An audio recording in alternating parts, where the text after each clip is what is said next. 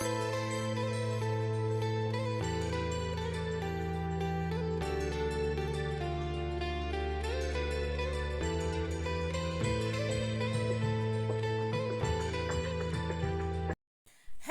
Guys, আসসালামু আলাইকুম। তোমরা সকলে কেমন আছো?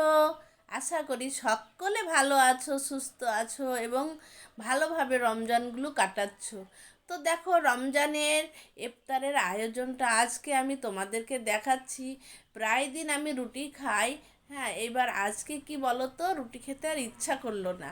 তাই ভাবলাম আতপ চালের ময়দা তো ঘরেই আছে, আর খেজুরের গুড়টাও কিনেছি। তো আমি এই রেসিপিটা বানিয়ে ফেলি। এই যে রেসিপিটা আমি বানাচ্ছি, এইটাকে কেউ ধ্যাবড়া বলে, কেউ ধাপড়া বলে, আর যার যেটা ভাষা। তো আমরা ধাপড়াই বলি। তোমরা কমেন্টে জানাবে যে কে কি বলো।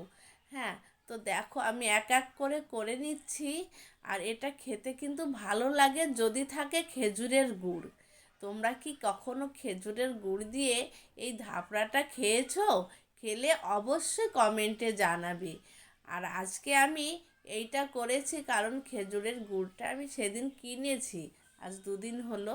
আর ঘরে ময়দাও আছে। তো ভাবলাম যে না, আজ করেই ফেলি। তবে দেখো, একটু বেলা চলে গেছিলো, আমার ভিডিওটি দেখলেই বুঝতে পারবে।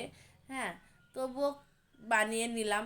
হ্যাঁ, তো দেখো গাইস, খেতে তোমাদের কেমন লাগবে। আমার তো খুব ভালোই লাগে।